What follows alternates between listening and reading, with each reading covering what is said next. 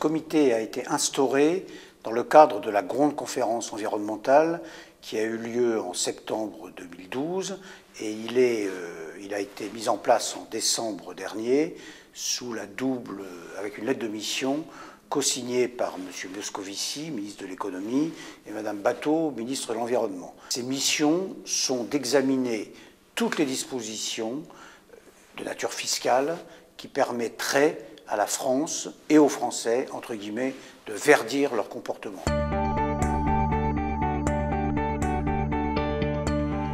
Il s'agissait d'examiner essentiellement la mise en place d'une taxe carbone et un avis sur l'impact du rattrapage de la fiscalité de l'essence sur le diesel.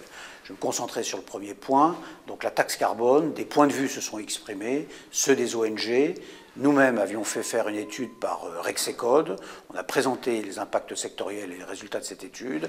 Et enfin, le gouvernement a présenté les scénarios de la mise en place d'une taxe carbone avec des taux de 7 € la tonne, de 20 € la tonne et intégrant ou non ce qu'on appelle les entreprises soumises à ETS.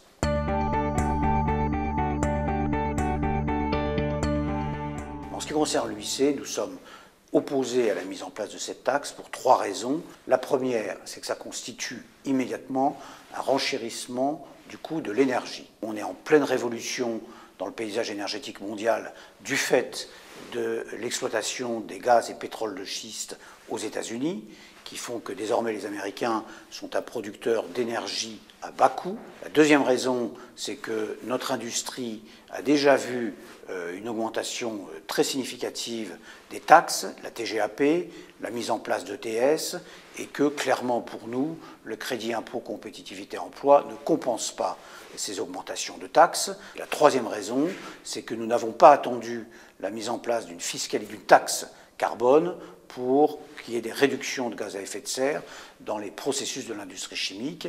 Celle-ci a réduit ses émissions de CO2 de près de 60% entre 1990 et 2012.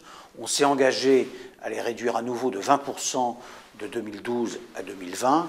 Donc je pense qu'on n'a pas besoin de taxes pour, je dirais, réduire les émissions de gaz à effet de serre dans ce secteur industriel dont les produits contribuent en plus à la réduction des émissions de CO2 dans les autres secteurs.